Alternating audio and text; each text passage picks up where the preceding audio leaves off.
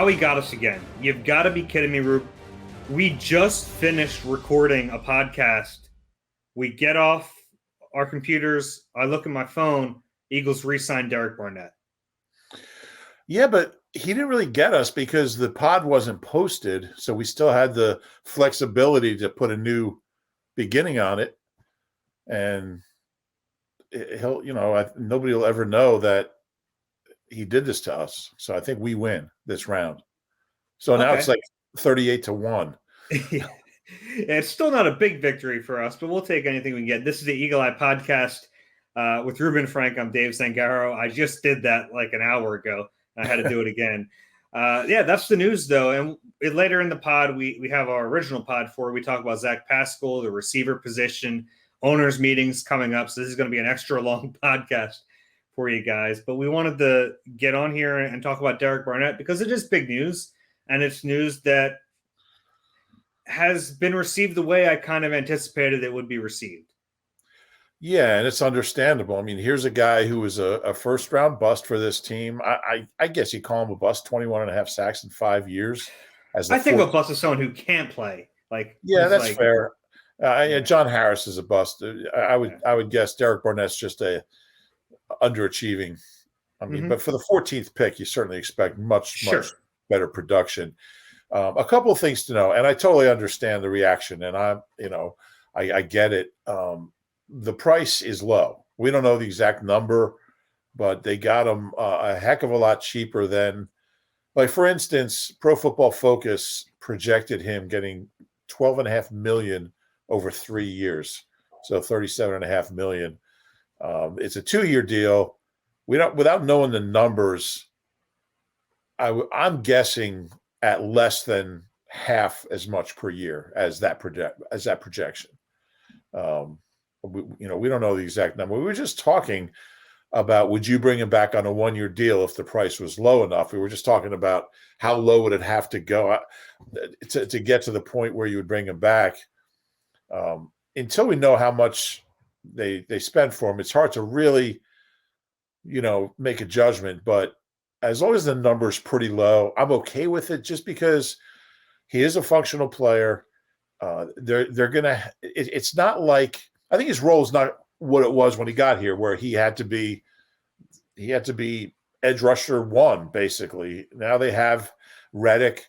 Sweat has kind of blossomed as a more consistent pass rusher than Barnett ever was. BG's coming back now, kind of in that backup role, I would think, at this point. So he really, the pressure's off to play like a first round pick, because he's not getting paid like one. There's other guys around him who can rush the passer. And if the number is low enough, it's not a huge risk. I'm still not crazy about running it back with him.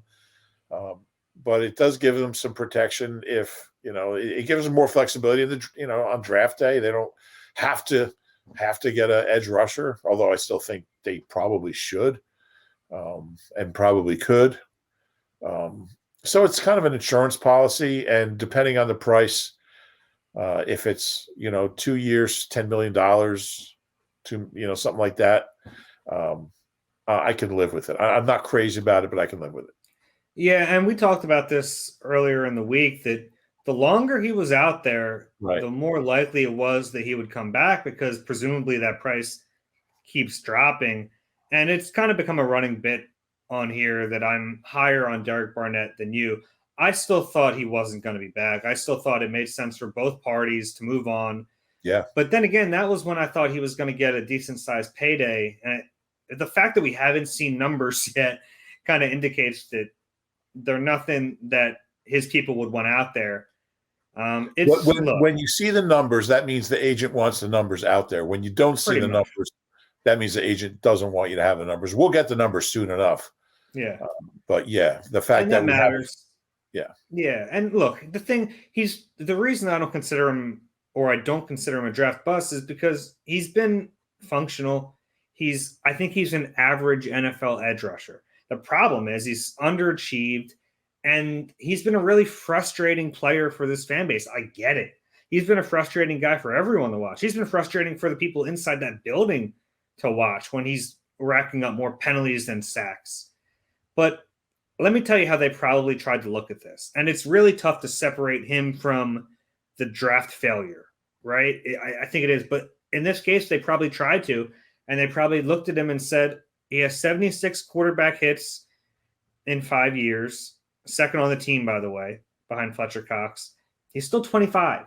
He doesn't turn 26 until June. So if he was from another team, right, if he was playing the last 5 years with the Vikings or whoever else, maybe the Vikings are a bad example because there's ties to DC, but if you what Team X, right, if he was playing for them, you'd look at him and say, oh, he's a former first-round pick. The sack numbers aren't there, but he's gotten decent pressure. He's been at least a decent part of the rotation. He's still 25. That would be an attractive player. Now, the problem in this city is that we've seen every blemish. We've seen all the draft failure up close and personal, and it makes it really tough to stomach when he's back. And I get all that. And that's why I thought we were headed for a clean break. But if you separate yourself from it, if you're able to, and it's not easy, you can start to make sense a little bit more. Yeah, I think that's absolutely true. If everything was the same, but it was a guy from another team, and again, depending on the money, assuming the money's as low as we kind of think, I think everybody would be fine with it. They would look at the 2 sacks last year and say, what's that all about? But if you look at the overall production and the hits and the hurries and the quarterback hits and the tackles for loss, all right, he's okay. As long as he didn't look up the penalties, all right, he's okay. Depth piece. But yeah, he carries a lot of baggage in this town, and for good reason. It's really, for me, it's going to come down to the money. Once we see the money, which by the time of the next podcast, we'll know the money. I'm not crazy about it, but you make some really good points. And if you had any other name, nobody would have a problem with it.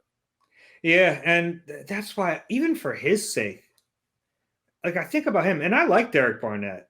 Yeah. Like, as a person, he's a decent enough guy. I mean, he doesn't like to talk to us, and I understand that. But, like, for his sake, if he could have gotten this deal anywhere else, he should have taken it. Whatever it is. Like, you got to get away from it.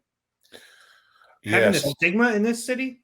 Sometimes guys just need a fresh start, and he seemed like the ultimate guy that needed a fresh start. But maybe he doesn't look at it that way. Maybe he's so insulated. He doesn't know how he's perceived. It's hard to imagine. And it's hard to imagine that nobody else, no other team was willing to sign him, or at least sign him to a deal. That's the puzzling thing to me. It's a 2-year deal. You'd think if he couldn't get a contract elsewhere, he'd sign a 1-year deal and then try again. Yeah, you're right. That's a little scary because that might indicate the money's more than we expected. But also, we don't know the structure. 2-year deal. It could be a 1-year deal that voids. I mean, who knows? We haven't seen any details yet. So all you get at first is what the agent wants you to have. So we'll see what it looks like, what the structure is, what the numbers are, what the cap hits are, bonus money, base salary, dead money. If you need to get rid of them, unload them after this year. But yeah, I'm surprised. If it was anyone else with the exact same production, okay, you got a depth piece here, but he carries a lot of baggage, and it's not like the Eagles should make moves based on what fans think, but they're already down on you. They're already down on you because you haven't done anything in free agency other than, I mean, you signed a really good edge rusher, and a depth wide receiver. But this doesn't really help. And I know that's not why you make moves, but it just doesn't have a good feel about it. It just doesn't have a good look about it. Yeah, and especially because so much of this offseason now is running back a team that was slightly above average last year. Really. I mean, look at their moves. Anthony Harris and Boston Scott. I know these are smaller deals. Greg Ward, Nate Herbig. Like, the only outside moves they've made are for Hassan Reddick, which everyone seems to like, and then a receiver that the head coach likes. Yeah, I mean, I wouldn't count Boston Scott and Greg Ward and Herbie. I mean, they're not starters. They're not getting guaranteed money. Well, I guess Yeah, but I'm Herbie. just looking at the transactions, and there's Well, nothing is from outside. yeah, but I mean, it's not like there's any guarantee. Well, I mean, Herbie will be here, but the other two guys, it's not like they have big bonuses or bonuses at all. So, yeah, I mean, they're just they could just be camp guys for all we know. So, I mean, I take them out of the equation, but yeah, I mean, when you look at Anthony Harris and Derek Barnett, you're talking about, two starters on a defense that needs to get a lot better. And again, they still have a draft and a lot of good picks.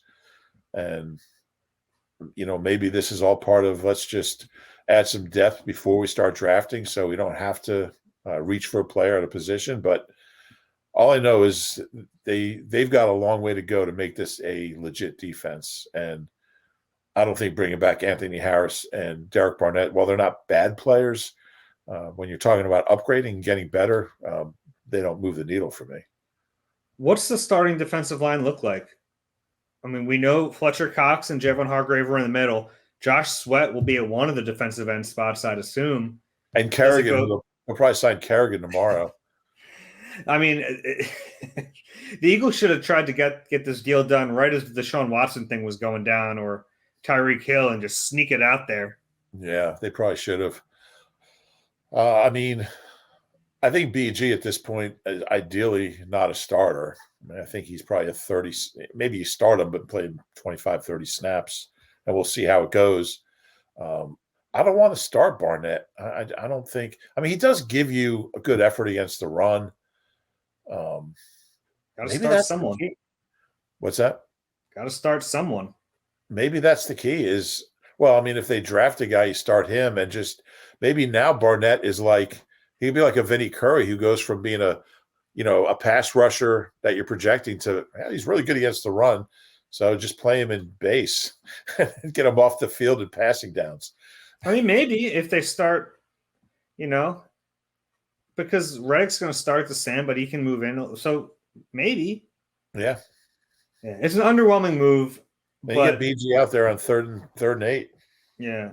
I think that's the key here. Like, it's an underwhelming move, but it's not the end of the world, especially if the money is as low as we think it is. Yeah. Now, but that's the big question. What's the money? We'll know soon enough. Yeah. All right. Well, here's the regular podcast that we already recorded. Thanks, guys.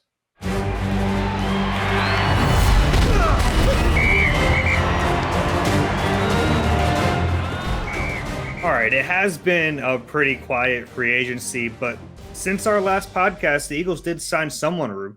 Blockbuster deal. Yeah, and we'll talk about it. The Zach Pascal deal, and we'll kind of look around the NFL.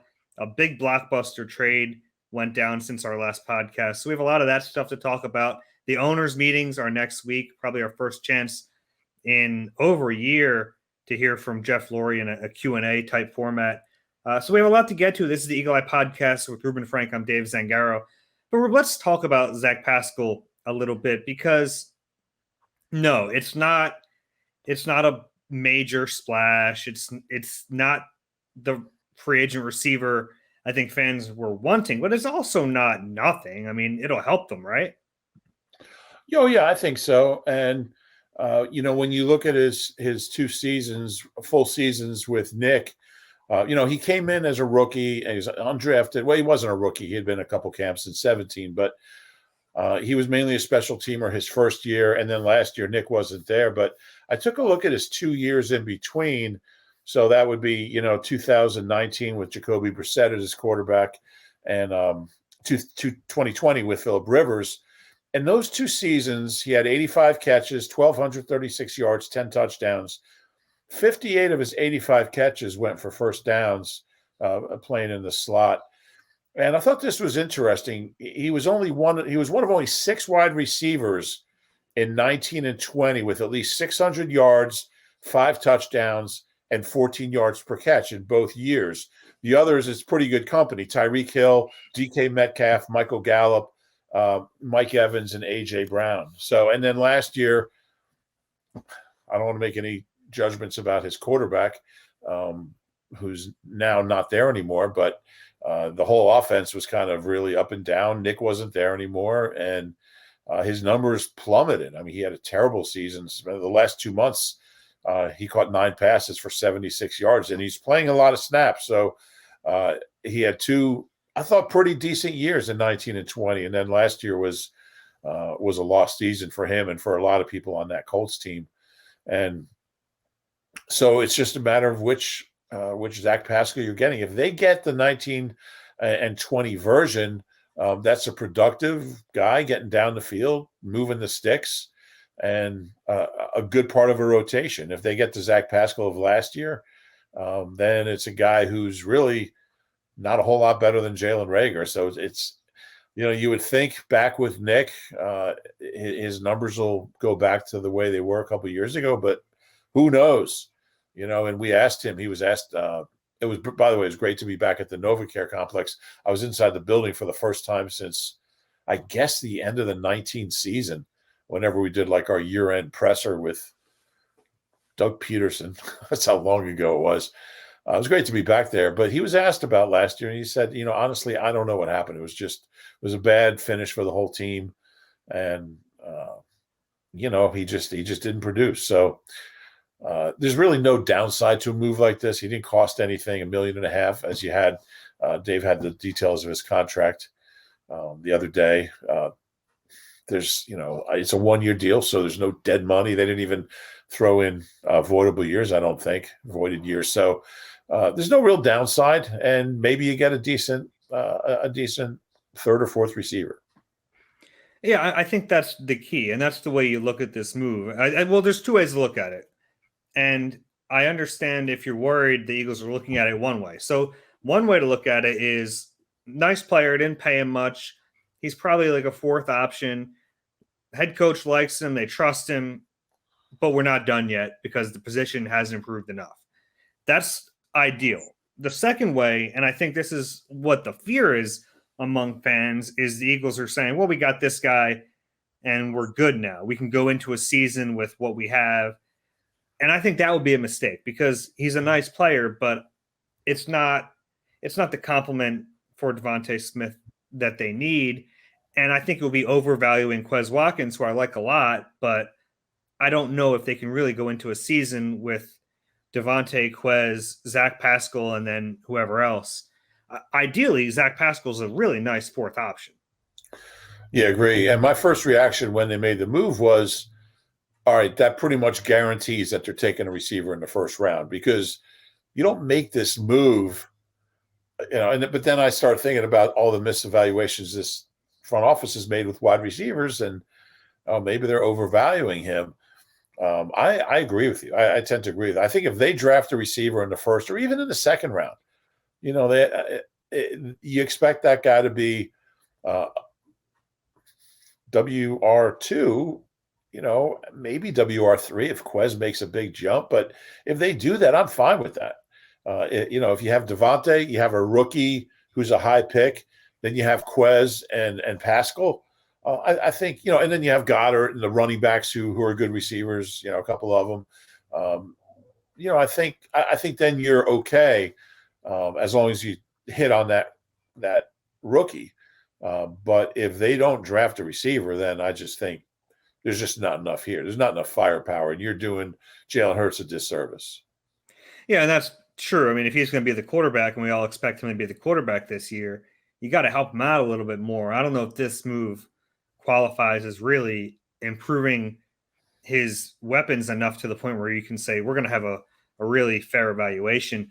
I mean, now they're probably looking at it too, though. Like Goddard's almost a receiver in their eyes. So maybe they are thinking, hey, we can get by with this. Like I said, I think that would be a mistake. But the money matters here. The money can tell you a lot. And the fact that it's $1.5 million, the fact that they didn't really give him much of a signing bonus kind of tells me that they view him the way they should view him. If they would have paid this guy some somewhat significant money, you'd sit back and think, oh, they think this is good enough. And the fact that they didn't kind of leads me to believe they know exactly what they're doing here. And look, for $1.5 million, he's worth it, I think. I mean, you bring in a guy that head coach trusts. You bring in a veteran receiver, and we've talked about how much we think they need that just to have someone who's had some experience in the league. And it's not like he's had a ton, but he has 4 seasons under his belt, which is a lot more than anyone else in that receiver room. So he does those things. He's a pretty good blocker, which, it doesn't matter if he's your big splash free agent, but it matters when you're talking about a 4th receiver type. He can play inside, he can play outside. For $1.5 million, I think it's a fine signing. I also understand why people are rolling their eyes at it because fans are waiting for a big move, and this doesn't really qualify. But it doesn't mean it's a bad move either. Yeah, it just depends on what they do from here on out and what his role is. And I tend to think if he matches his production in 19 and 20, you can't ask for more than that. 600 yards, 30 first downs, 14 yards a catch. That's if you get that for $1.5 million, then that's a bargain. So I think there's really no downside to it. I mean, he's a guy that even if you had to cut him, even if he was that bad that you had to cut him, say John Hightower has an incredible camp and makes the team, just a name, or your rookie 3rd round pick, somebody you're not really, or 4th round pick who is a borderline roster guy. You can cut him and it's not going to, and the same with Greg Ward. You had his contract. There's nothing guaranteed, so he's a guy you could. So they've got some flexibility there. I don't know. I don't know what his, I don't know what happened in Indy last year. He doesn't know. So it's hard to really, project what his production is going to look like, if it's going to look closer to last year or the 2 years before it. But the fact that was he 27? He's been healthy. We know the issues that the Colts had last year. Although, the guy in Washington did throw for a lot of yards, like 3,600 yards. So it's weird that his production went down so much. But that's not a lot of yards. Yeah, no, he really? he had a bad season last year. 3,600. I see what you mean. Yeah, but you would think that your second receiver would have more than 388 or whatever it was if the quarterback threw for 3,600. It basically had the same number of yards as Quez, not as Quez, as Rager. I apologize, Quez. Basically had, what did Rager have? 300. So it's it's a concern. You look at last year, it's a concern, but again, it's not like if they gave him even a low multi-year, like a 3-year $9 million with $4 million guaranteed or $5 million guaranteed or something, that would be too much, even though that would still be a pretty cheap receiver contract, very cheap. They didn't even give him that. It's a 1 year, it's guaranteed, but it's a very small amount. So there's really no downside. I like the way he came across today. He was, he's very team oriented. He's very, if I need to block, if they ask me to block 50 guys, I'll block 52 guys. He's one of those guys who is all about the team and all about, kind of like Jason Avant had that same, he kind of like, if my assignment is to block 70 times, I don't care if I don't get a catch as long as we win the game. And I think the things he said reminded me of Jason Avant that way. Like Avant just didn't care if whatever he had to do, and similar, slot guy, good blocker, team guy, late round, undrafted, whatever. So, we'll see. But again, whether it's a good move or a bad move has more to do with what they do in April than signing him. Once we know the context, then we can really be honest about what it means. And they might sign somebody else. They might trade for somebody else. There's no way that this is the final wide receiver depth chart. There's going to be changes. There's going to be guys coming and guys going. So, we'll see what happens. I'm sure there's veterans that they have their eye on, and some team could draft 2 receivers and fall in love with them, and all of a sudden, some guy who had 700 yards for them is expendable, and now he sends a player and a fourth round pick, and they get. I mean, there's just so many things that can happen. So I think the biggest mistake for people to make is assuming that this is it. I mean, we're sitting here in March, and the season doesn't start till September, so a lot's going to change between now and then. Sure. The worst part about the signing is dog mentality. Yeah. We heard enough dog mentality last year from Nick Sirianni, and Pascal kind of brings that with him. He's the guy who started wearing those shirts in Indy, and then Nick brought him here, and I've heard enough dog mentality for my lifetime. Well, he didn't use that phrase today, I don't think, but he talked about competition, and that's a big fundamental tenet of Nick's. But I mean, they speak the same language. He was talking about how he and Nick shoot hoops. He had a funny little story about we asked him about it being competitive with Nick, and he had a bottle of water next to him, and he was there by himself. Nick wasn't there. We didn't see Nick today. I assume he's at a pro day or something. But he had a bottle of water next to him, and he was asked about being competitive. And he said, "See this bottle of water? If Nick was sitting right here, we'd be arguing about who could drink that bottle of water faster." That's the way these guys are wired. So you see how after you talk to Zach for about 30 seconds, you see just how they think alike and how similar they are, and why Nick would be drawn to a guy with this mentality. I get why that's a good thing for football teams and football players to have, but they sound like absolute nightmares to be around. Like, could you imagine just being around a guy who wants to drink a water bottle faster than you? Like, yeah, I think that was apocryphal. I'm not sure it was a literal story. Anything. Like, it sounds like a nightmare. We're going to go and like play cards, and Sirianni's spiking him on the table when he loses. Calm down, dude. Yeah. I've heard they've brawled after some really, really ugly games of Cones of Dunshire. If you ever watch Parks and Rec, but yeah, I can see how it get, but I do appreciate where he's coming from, and I enjoyed getting to know him. He's a good locker room guy. That doesn't win you games, but yeah, I'm really curious to see what happens next and how he does. I think he'll be okay. I don't think he's going to be a disaster.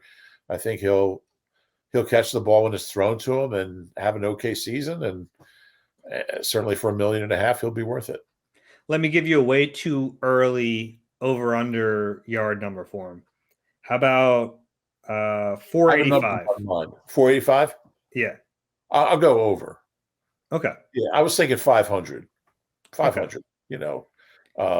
In a weird way, like, he could be less productive, and it'd be better off if the Eagles find someone that kind of bumps him down in the depth chart. So it's kind of a hard thing to figure out right now. Right. Because we don't know if he'll be, I guess he could be the 3, he could be the 4. I mean, and a lot has to do with Quez too. I mean, and I think we were talking about this in the media house today, like Quez, we don't know what Quez is. And I've seen enough to be cautiously optimistic about his upside. I think he's really raw. I think he came in as a late round pick for a reason. He was a project, and he made big strides in year 2. If he can make similar strides in year 3, and he wasn't targeted that much last year, but he still had 647 yards or whatever it was. He was 5th in the league in yards per target, as I'll keep reminding everyone. And in an offense that A, didn't throw very much, and B, when they did throw, was like had its heart set on trying to invent Jalen Reagor. And he was there. I think he had 10 out of 17 games. Quez had 3 or fewer targets. So to get 647 yards when you're really not a focal point of the offense, and the offense is geared so much to trying to get something out of your first round pick from the previous year. And obviously Devontae needed his targets, and so did Goddard. So you look at what Quez did with limited opportunities, and I feel like there is another step there for him, like, where he could be a 750 to 800 yard guy. I think more than that is possible, depending on Jalen.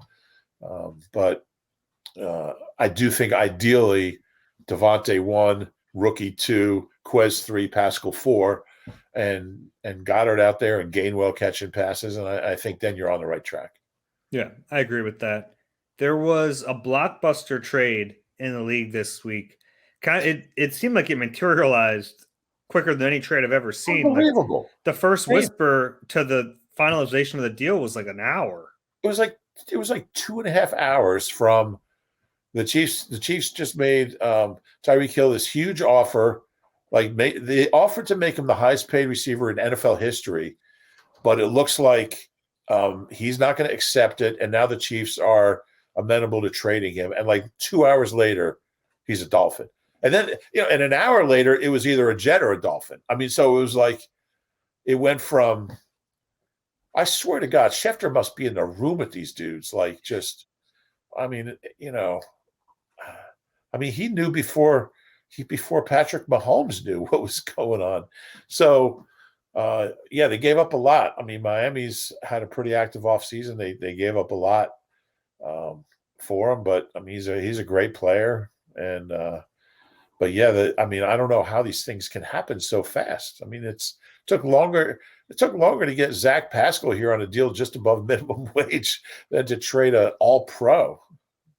So it was, and I think the Chiefs now have 12 draft picks.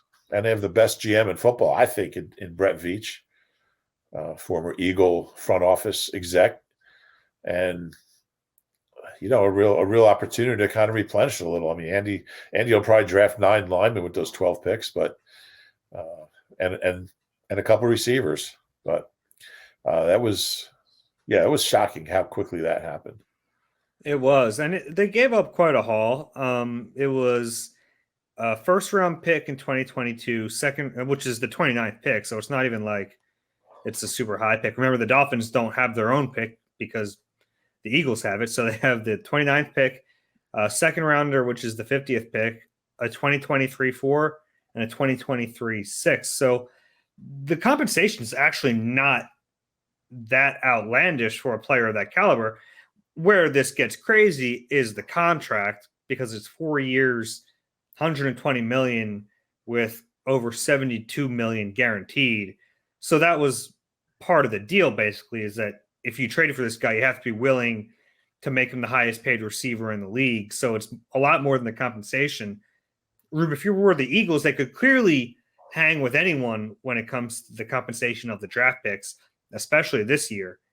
But the contract added, do you think they should have been players at all for this? No, because, well, I mean, and I'll be able to better answer that in April after the draft. I mean, I think everything points to them wanting to take another receiver in the first round. And I'd rather have that. I'd rather have that 22, 23-year-old guy at a 4-year, rookie wage scale or 5 and an option year than paying that. I mean, he turned down the highest paid contract in history.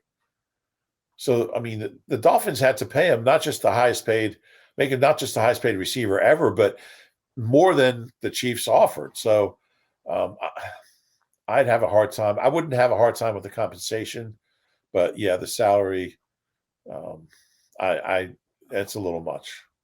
Yeah, and doing both of them. I mean, one or the other, you think, all right, but giving up draft capital and all that cap space for one player who, he's a special player. I mean, there's no one else in the league. There's no one ever like him. Exactly. Right. There's no comp, but it's a lot. It's a lot to give up. And yeah, I wouldn't have been in on that if I were the Eagles. Now, I don't even think it matters what they do in the draft. I don't think one's dependent on the other. I wouldn't have done that for that one player at that position. It's an important position, but it's not like a quarterback. I mean, it's a receiver, and he's going to a team in Miami, by the way, that doesn't have a sure thing at quarterback. Yeah, you're right. And the way I look at it, if you add up, say, Pascal and Rager and their numbers, you're almost at his numbers. You get them cheaper. Yeah, I don't know if that's the way that works. No cards and letters and emails and tweets. That was a joke. Yeah, I mean, it's tempting. It's tempting, but I think they did the right thing. Yeah, I do too. I wonder if Tyreek Hill looks back at that in a few years and wonders, why in the heck did I leave Kansas City and Patrick Mahomes to go to Miami? Well, he's going to look in his checking account and see $200 million. Yeah, I mean, he was going to see a lot anyway. That's true. Yeah. Um, yeah. I mean, you have a chance to play your whole career with, or a good chunk of your career with maybe the best quarterback ever, and a pretty good head coach. I mean, and then you have the best tight end ever taking double teams. And I mean, it's going to be different down there. And yeah, it's a fair question. I'm curious how he'll look back on this after a couple of years. The grass is always greener on the other side. We'll see if it really is. This time it was literally greener. A lot of money out there for him. It's true. My first thought, though, when I heard the trade was, okay, now look at the Dolphins and that receiver position down there. They have Jalen Waddle. They have Tyreek Hill. They signed Cedric Wilson. They have Mike Gesicki, who's a really good tight end who arguably plays like a receiver. Got rid of Mac Hollins. They did get rid of Mac Hollins. But does that mean Devontae Parker is their fourth or fifth option? Probably fourth. Yeah. I've never been a huge fan of Devontae Parker. I think he's okay. I would rather draft than have Devontae Parker. Well, it wouldn't cost that much, I don't think. No. I'd make that call. If I were Howie, I'd be on the phone the second that Tyreek Hill trade went down saying, hey, Miami, if you're going to cut this guy, which they might cut him just to save some cap space if they're not going to play him. I've got 3 fifth-round picks. You take your pick. Yeah, I mean, if you can get him for a 5, I think you could. Yeah, I guess. I don't know. I've just never been a huge fan of his, but yeah, if you can get him that cheap, certainly worth looking into. I mean, he'd be cheap. His salary, he's got a pretty low salary the next 2 years. Right. And look, there's a reason he's available. He's been inconsistent. He's been hurt. But we're talking about a guy who's 6'3", 220, former first-round pick. When he's clicking, he's a really good player. To me, it's like such an obvious no-brainer. If you can get him for a 5th or 6th round pick, you do that. Pretty high first-round pick, right? Wasn't he like 12? 14th? 14? Yeah. Yeah. Yeah, we'll see. We'll see what they do with him. I mean, do we know for a fact that have they said, I mean, has it come out that they're trying to trade him?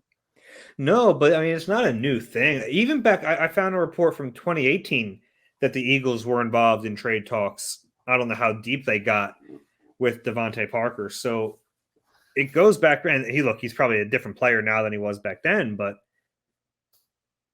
sign me up for that all day.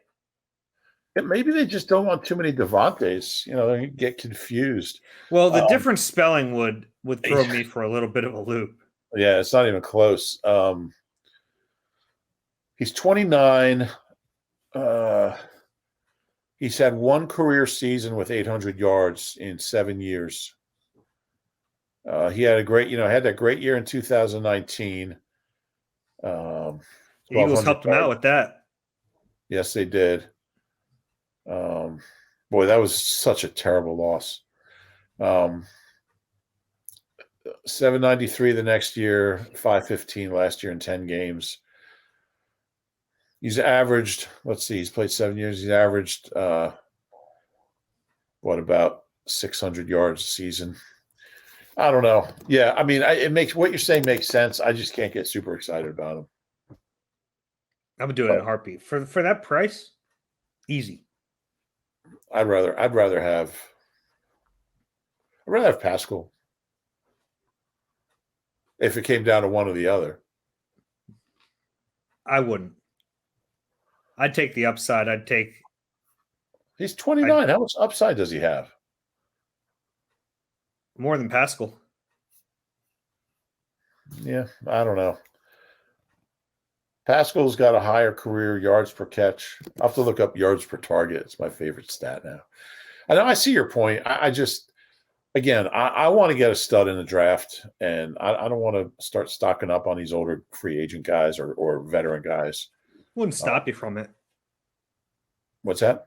Wouldn't stop you from doing that. No, that's true. I mean, well, let me ask you this. What do you think they're going to do with Rager? Sit him on the bench? So, I mean, are they going to keep him and set him on the bench and to save? They're not going to cut him. $4.2 million in cap space and just not dress him out.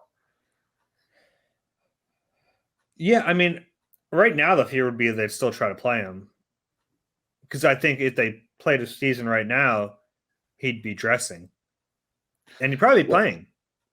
Yeah, but they're not. I mean, they're probably going to take 2 receivers in the draft, like one in the first 3 rounds, and I would think one later. I would be surprised if they don't.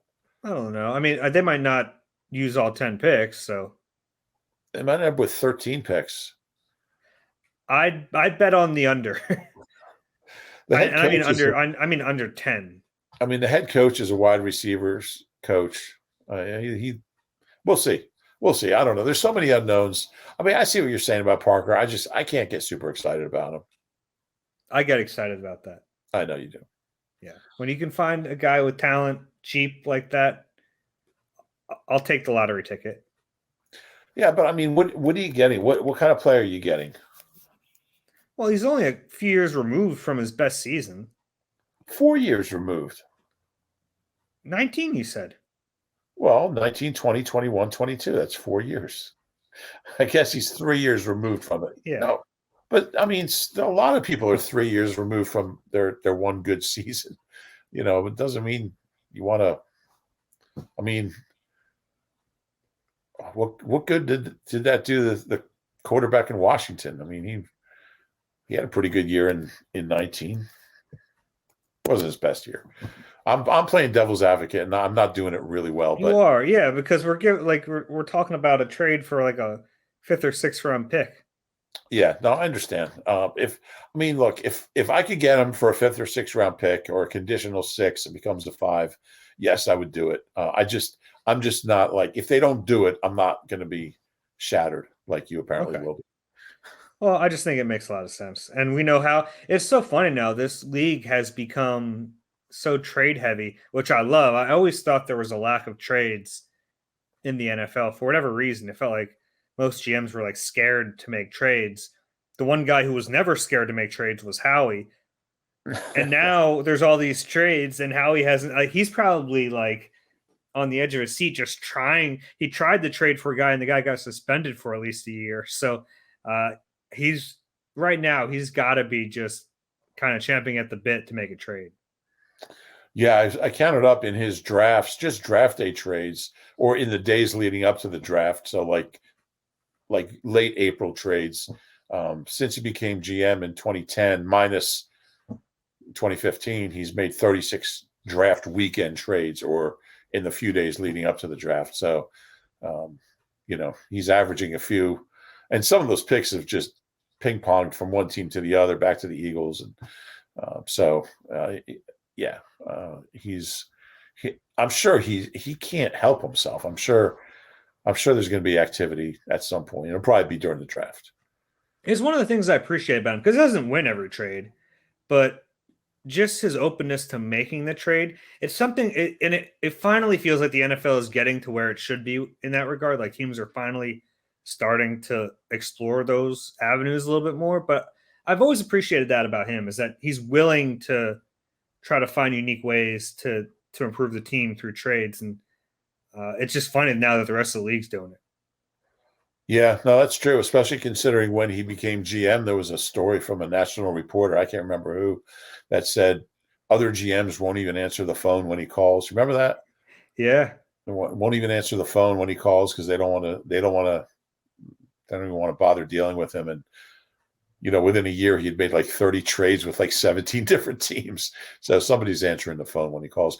I mean, plus the reality is, if you don't think much of a GM, you would answer the phone when they call, because you figure I can snooker this guy. Mm-hmm. Yeah, that's true. So, but yeah, I'm sure they've made well more trades than any other team since he became GM. Mm-hmm.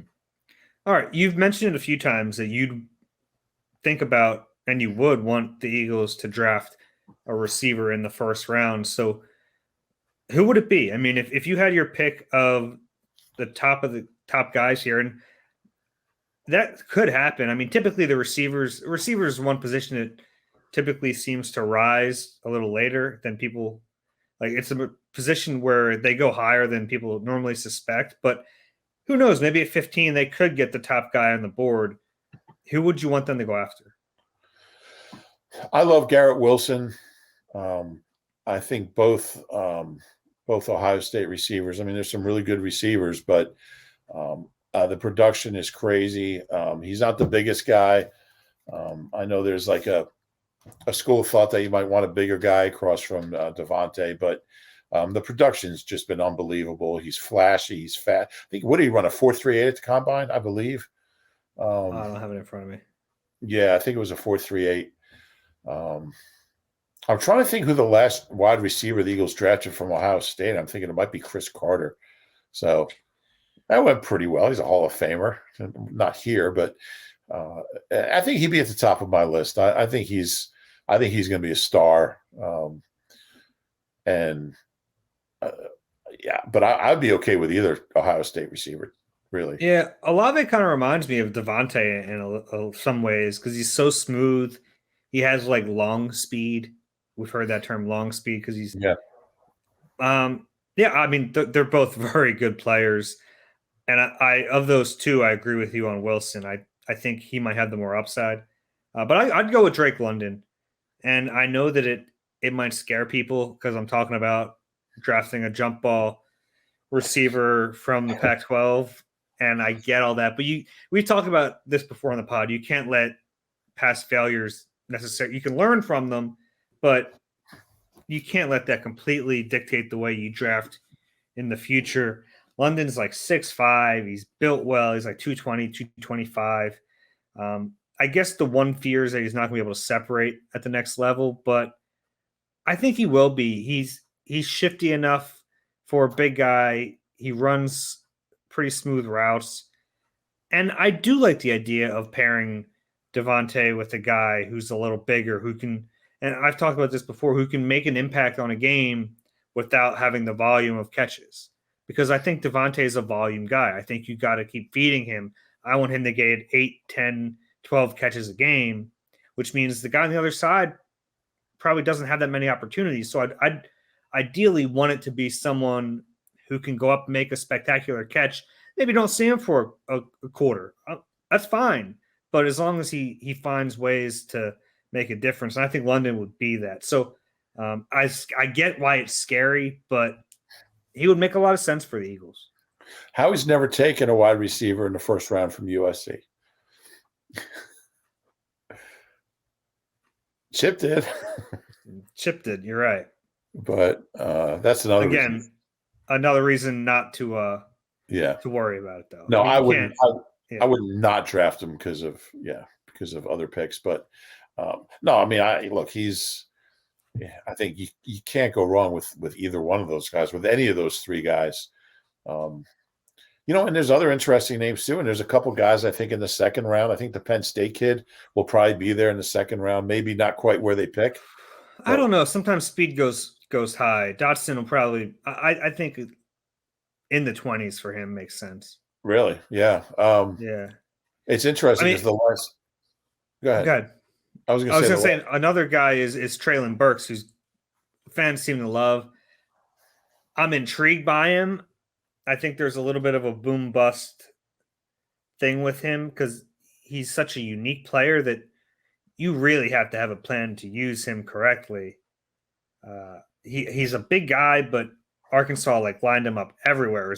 He's fun to watch because they had him wide, slot, in the backfield at times, and it was all about trying to get the ball in his hands and letting him create, which when you hear that and you think Nick Sirianni, you go, oh, that's a pretty good match, but oh man, to me that's a little scary because I don't know exactly what he's going to be in the league.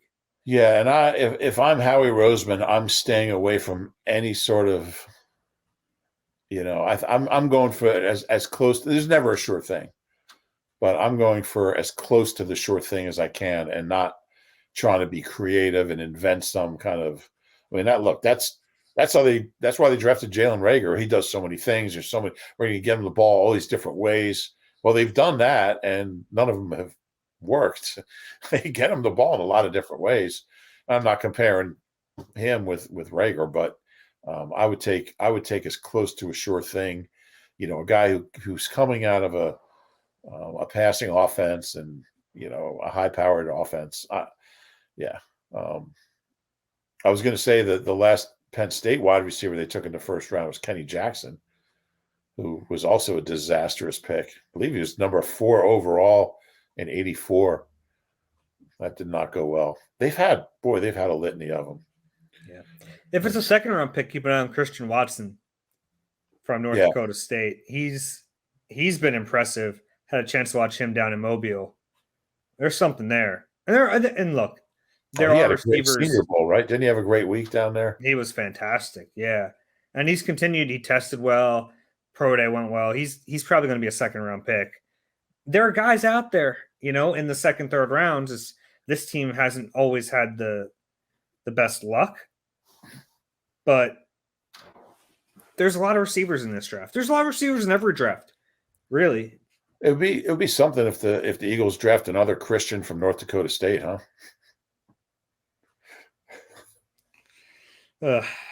That's a rough one for me. I'm kind of proud of that one. Well, he's an intriguing name. Boy, if I could get him in the second round, yeah, I would love to see him here. Yeah, he might go a little earlier than 51, where the Eagles pick, but that's the thing. This time of year, it's funny. We talked about these mock drafts, and I love mock drafts because they're fun and it's a fun exercise. But I think it warps people's idea of what's reasonable and what might actually happen, because I can't tell you how many times we talk about player X might be a good fit in this round, and someone, they'll definitely be gone. Oh, will they? Because that's just not how it works. The numbers don't always add up. There can't be 45 first round picks. It's a limited number. So whenever you hear someone say there's no way he'll be there, you don't know if there's no way he'll be there, because crazy things happen. Every year there's a guy who's a top 20 pick on every mock draft, and then he goes in early in the second round, and people talk about how he's dropping, he's slipping. Well, he's really not. It's just that's where teams projected him in a different place than mock drafters. So it doesn't mean he's falling. It just means that's where teams believe he should be drafted. And the whole dynamic is so funny. But you're right, because you hear so many names. I mean, we were talking about this, I think, the other day. There might be 50. If you take like 5 mock drafts and make a list of how many players are in those, it's way above 32. There's probably 50 different players who are on one of those mock drafts in the first round. But they're not all first rounders. And yeah, I'm looking at last year's draft, and there were surprises. Peyton Turner snuck up there in the first round. You had some guys slip, like Elijah Moore, people thought might be a first round pick. You had Owusu Koromoa ended up going 52nd overall. People thought he was a first round pick. Azeez Ojulari went to the Giants, was 50th overall. So every year there's guys played great against the Eagles, didn't he? Yeah. Ojulari. Pretty good player. Yeah. But yeah, you're right. And and if the Eagles take a guy in the first round that nobody projects in the first round, then they probably know more than everyone else. Yeah, I don't know about that. If it's the other way around, then they're okay. But no, nobody. The bottom line is nobody knows. And I've told this story a million times, but covering the 2011 draft, I mean, people are grading the draft based on the fireman and the first few picks. Nobody's mentioning that there's a Hall of Famer getting drafted in the 6th round. When you go back and evaluate different drafts, that's why the whole idea of grading drafts makes no sense, because you might have just drafted a Hall of Fame center out of Cincinnati in the 6th round, nobody's basing that grade on that guy. They're just basing it on where each guy was drafted compared to where mock drafts had him. And so that's why the whole thing is silly. I mean, they're fun. They get a lot of page views, but grading drafts in April never made any sense to me. Do it like 5 years later. Yeah. And sometimes GMs don't get the benefit of that either, though. That's sometimes true. They're gone before you can really. My 2011 draft just got an A+ 10 years later, but unfortunately, I'm now working at Wawa. So yeah. Next thing we want to talk about owners meetings are next week down in Palm Beach, Florida. I'll be there for that. And it's going to be our first time, we assume, getting a chance to chat with Jeff Lurie in a Q&A type format, a press conference format, in over a year, because the last time he answered questions from reporters was after they fired Doug Peterson. He had a lengthy opening statement when they hired Nick, but no question. So this is our first chance to. I think the last time he spoke is when he invited me to go to a Dead concert with him. Oh, I forgot about that. Yeah. I think that was the last time he spoke. It's been a long time. And really, over the last few years, he's spoken very, very infrequently. He used to do like a training camp thing. He would do something like he would just on a random day, like, hey, Jeff Lurie's going to talk after practice. And then he would do a postseason. He'll talk when they fire a coach and hire a coach. That's really it. He doesn't do state of the team anymore. He hasn't done that in a while. So he's there's not a lot of owners that talk as infrequently as him. So, and obviously when was the last owners meetings? Was it 19? There wasn't one in 20, right? Yeah. Not the last 2 years. Yeah. So there's a lot to ask him. Certainly, it happens way too infrequently. And I mean, we BS with him. We were talking about the movie, the Summer of Soul that he executive produced. What was that? That was at practice one day, I guess, last year. Mm-hmm. And he was telling us about go to see Sly and the Family Stone when he was a kid in Boston, which is a pretty cool image. Yeah. Young Jeff Lurie like moshing to dance to the music. But I'm really looking forward to this opportunity. So we figured we'd go back and forth and try to figure some questions we want asked to Jeff Lurie. Rube, what do you got? I think the first thing I would ask him now, he's 70 years old. He's owned the team he bought the team in 94 from Norman Brayman, $220 million. So, his son, there's been a lot made of his son, Julian, and how he's the heir apparent. And I'd be curious how much longer Jeff Lurie plans on being running day-to-day operations of the team, and at what point he wants to retire. And I know he's got other movie projects he likes to work on. So I think that would be a question I would have for him, is how much longer do you want to own the team? I mean, by any measure, he's been a very successful owner. I mean, the Eagles, since he bought the team, have been to the playoffs more than almost every team, other than I think the Packers, the Patriots. I think there's one other team, Steelers. I believe Steelers.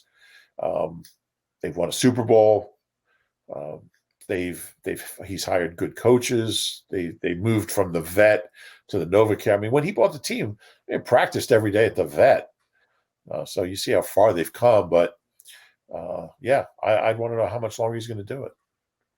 Yeah, that's a really fair question. And we saw Julian down at the Senior Bowl, and that was where I think a lot of that talk really came from, because he was down on the field with Howie and with Nick and with some of the coaching staff, like watching practice. And it makes you think, I wonder, and he did that program a few years back. So yeah, they're clearly grooming him, but it'd be nice to get some sort of a timeline. Yeah. What do you got? My question would be about their personnel staff. And I know fans are going to want to ask, why the heck do you trust Howie? I think we know that he trusts Howie, and you're not going to change that. But as far as personnel goes, they lost two pretty key parts of their personnel department. And now Andy Weidl's in the running for the Pittsburgh job. I remember back when he put Howie Roseman back in power, that one of the big parts of that was contingent on them hiring who became Joe Douglas, the top personnel guy.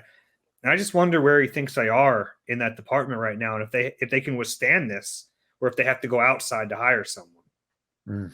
Yeah, that's definitely a valid question. I have a feeling if I'm the Steelers and you've had Kevin Colbert for 20 whatever years, I would take a long look at Andy Weidel. I think he'd be a good hire for them. So it's certainly, and that would be three really highly regarded guys. Now that wouldn't be till after the draft, but still would be a big loss.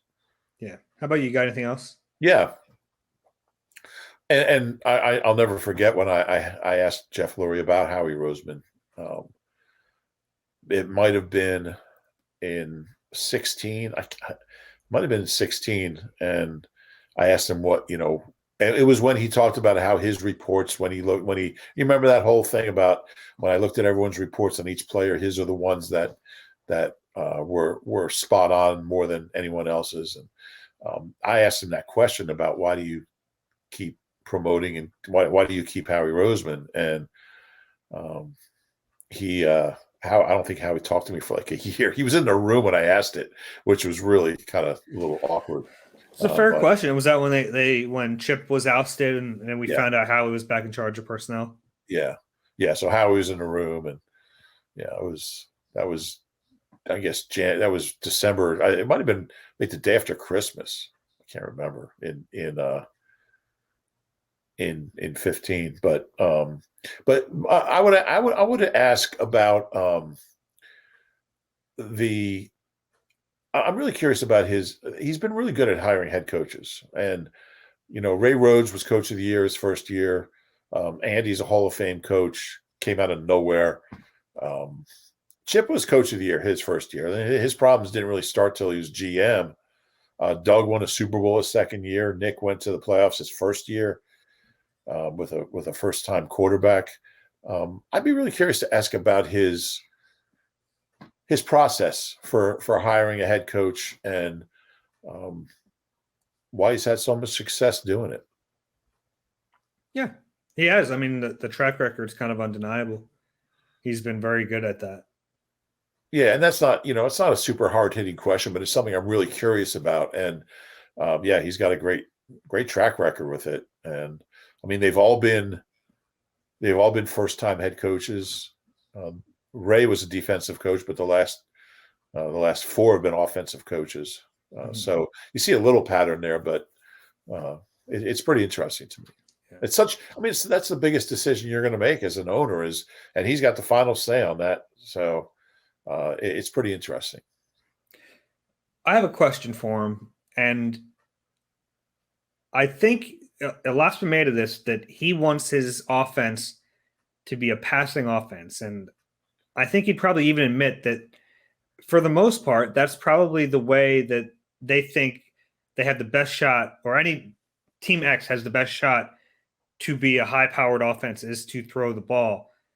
I wonder what he thought about last year and Nick Sirianni's approach, if this approach of being a run-first team is sustainable and if it's the best thing for the franchise.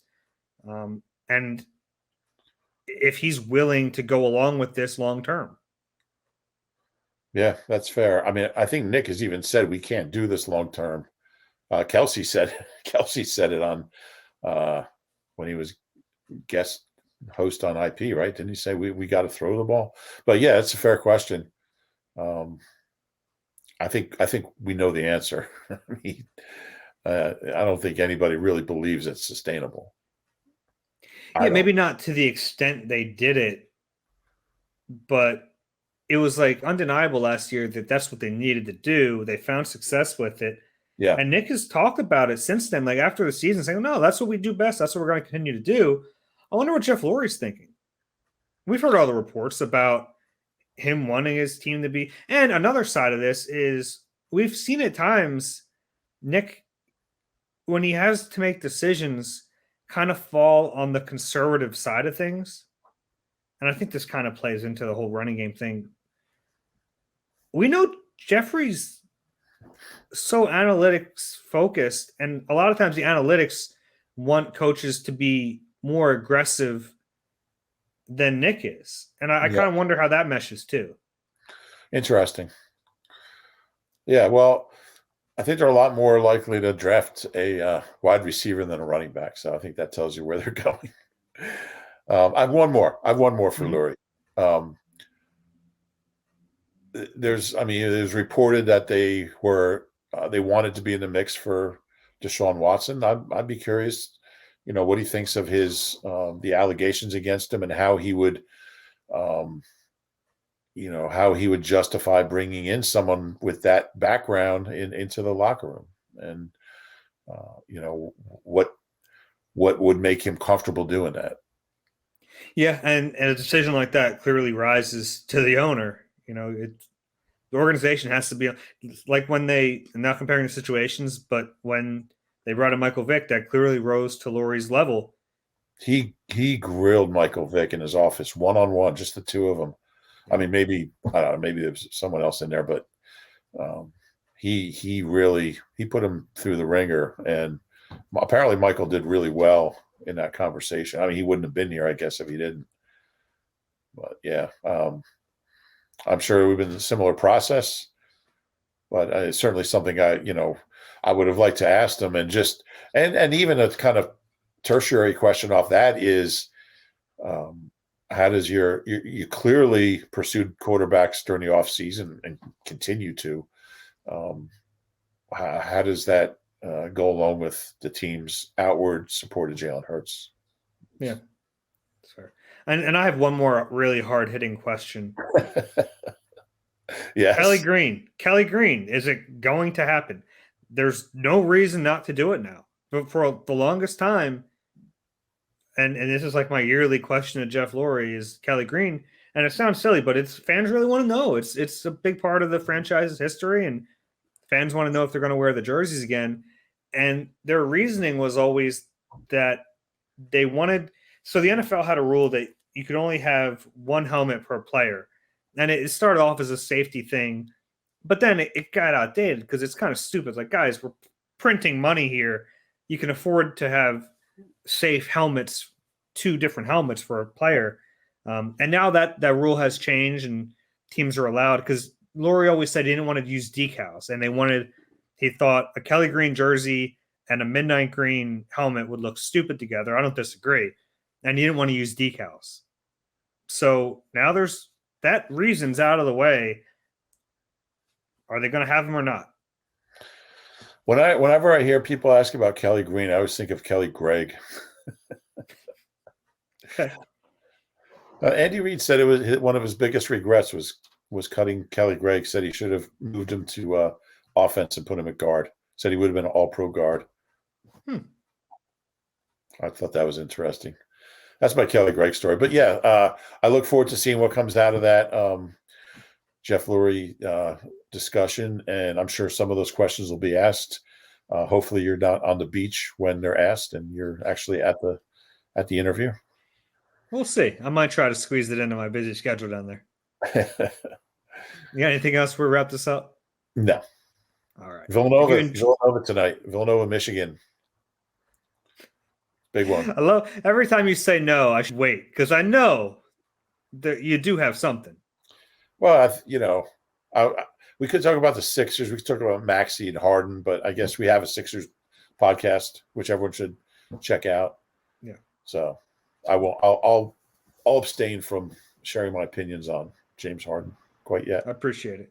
All right. If you enjoy the Eagle Eye podcast, please do us a favor, rate and subscribe wherever you get your pods. If you're watching on YouTube, please click the like button and subscribe there as well. That's it for Reuben. I'm Dave. We'll talk to you next week.